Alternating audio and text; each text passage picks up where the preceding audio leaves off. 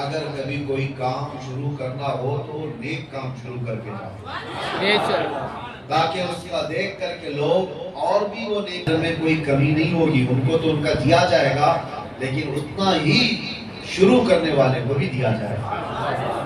آج کے یہ جلسے کا جو اجر ہوگا وہ قاری صاحب قبلہ کی قبر میں ضرور پہنچایا جائے گا۔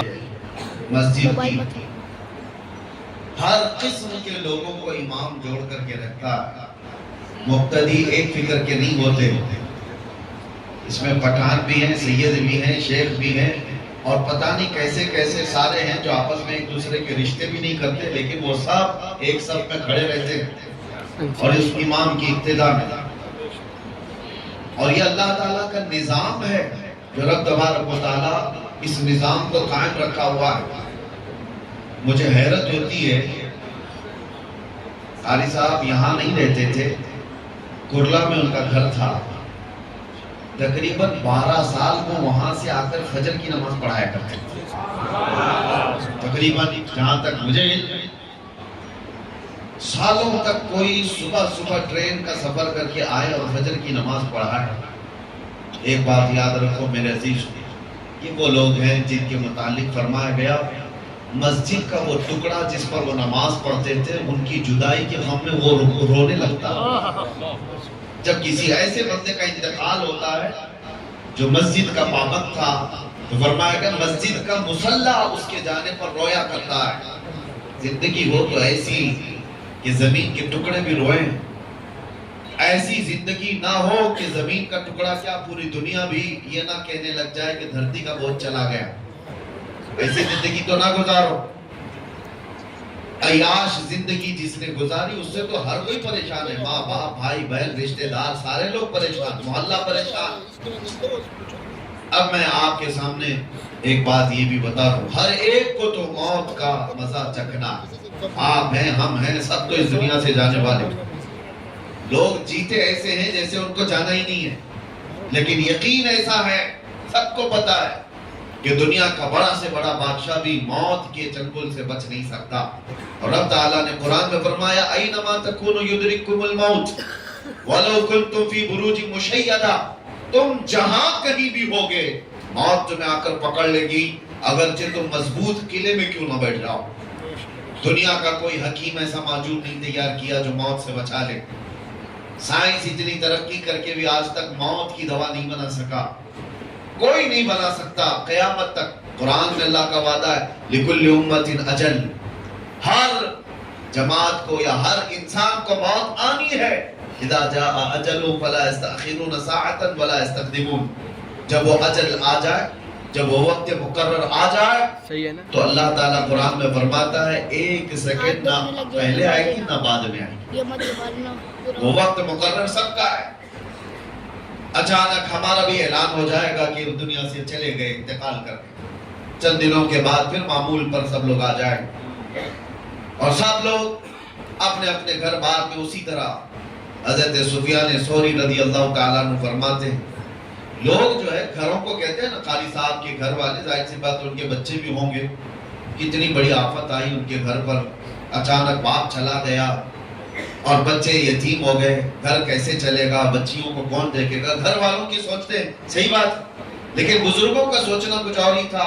حضرت سفیان ثوری ایک جنازے میں تھے اور جنازہ جا رہا تھا، 8 سال کی بچی جنازے کے پیچھے تھی جس کے باپ کا انتقال ہوا، وہ روئی جا رہی تھی ہمارے گھر پر کتنی بڑی مصیبت آئی، ہمارے باپ چلے گئے۔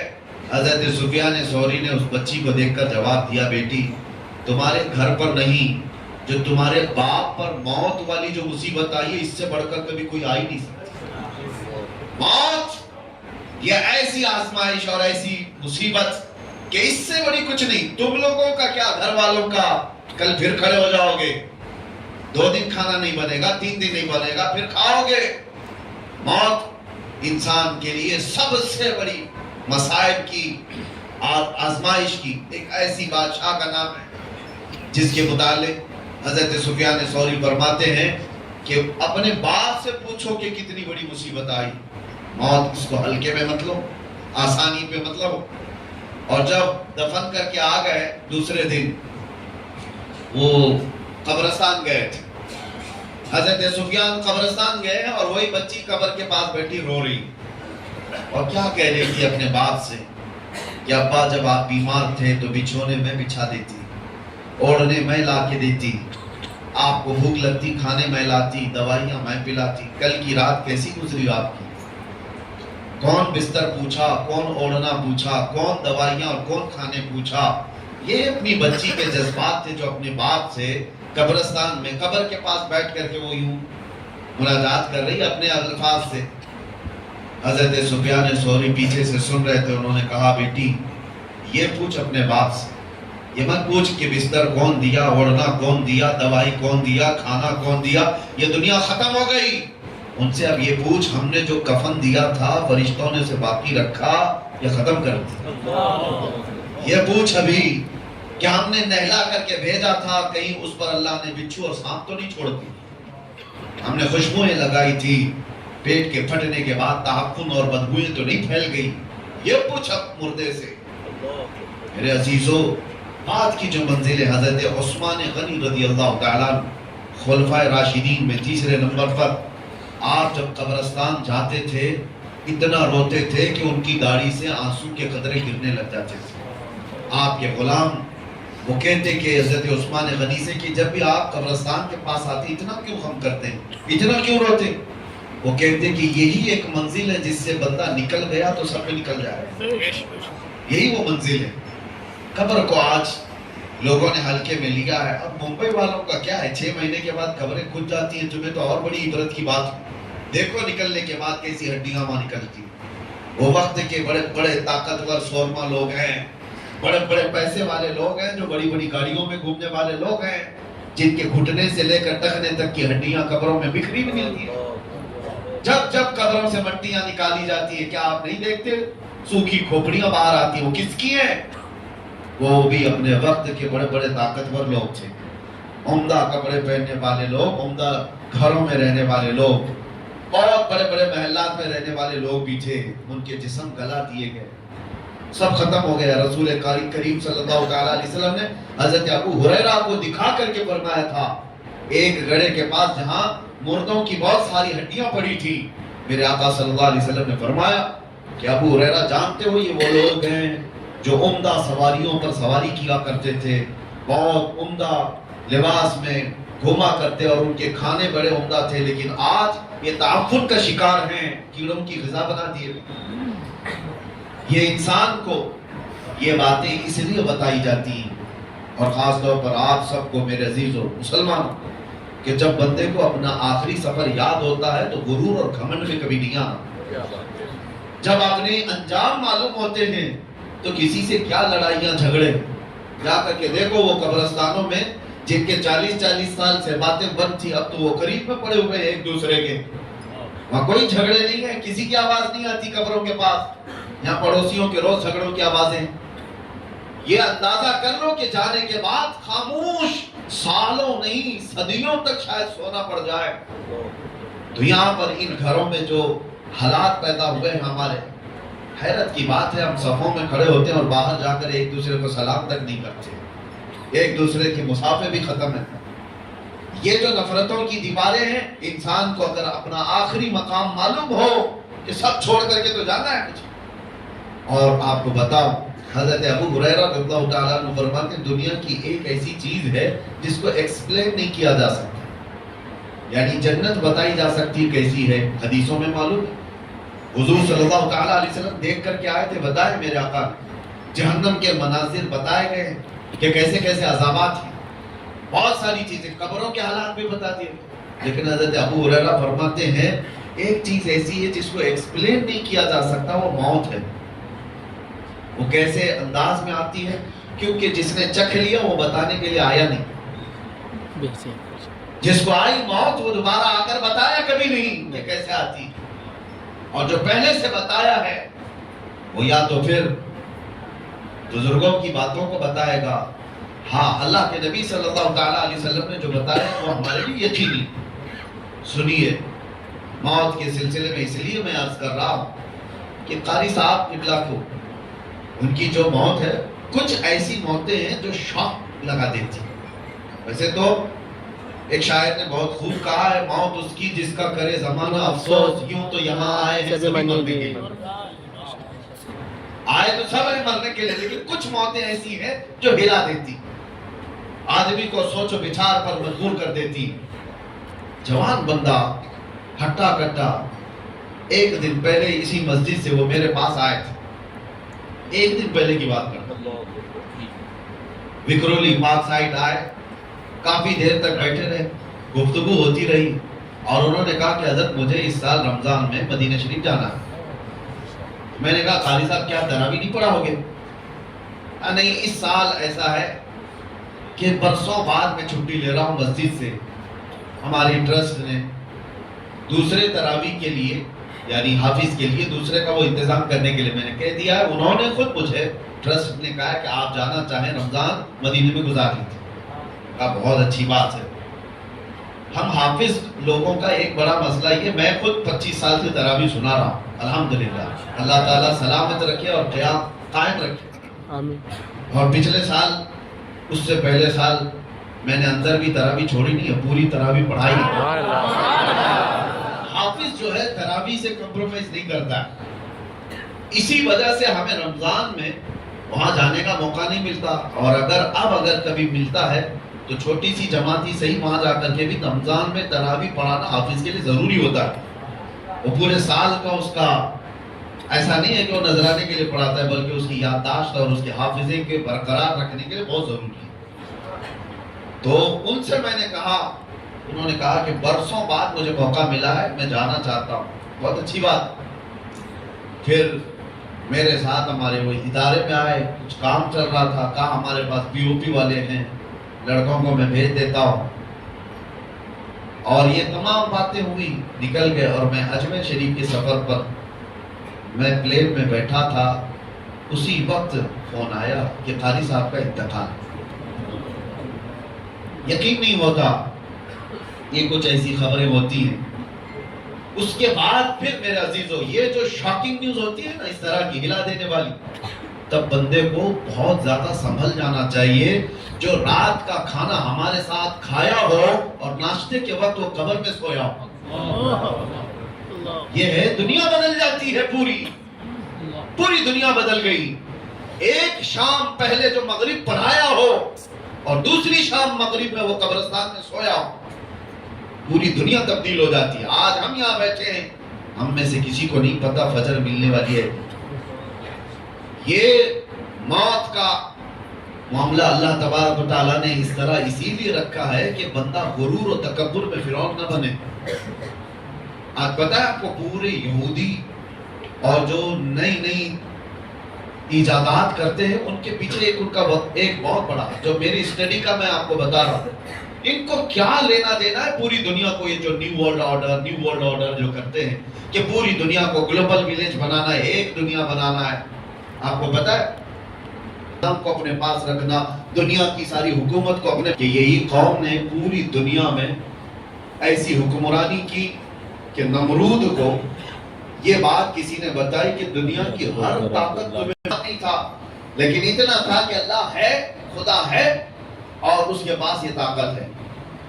تو جانتے ہو آپ، اس نے ایک قلعہ بنایا، بہت بڑا برج، بہت اونچی عمارت بنائی، اور پورے انسانوں کو جمع کیا تھا، بہت بڑی فوج، اس لیے کہ خدا سے لڑنا ہے، اور خدا سے لڑ کر کے اس کو گرا دیں گے، اور پھر موت کا کنٹرول اپنے ہاتھ میں لیں گے۔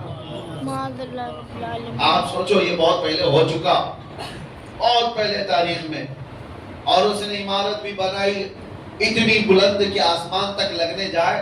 اس زمانے میں اتنی تو بلند نہیں ہو سکتی تھی، لیکن بنایا اپنے خیالات کے اعتبار، اور انسانوں کو ایک زبان، ایک کرنسی، سب کچھ ایک کر دیا کہ لڑنے کا وقت آئے تو سارے انسان مل کر کے خدا سے لڑیں گے، اور یہ پاور چھین لیں گے، موت و حیات کا اپنے حساب سے بانٹیں گے، کون کتنے سال جینے والا ہے۔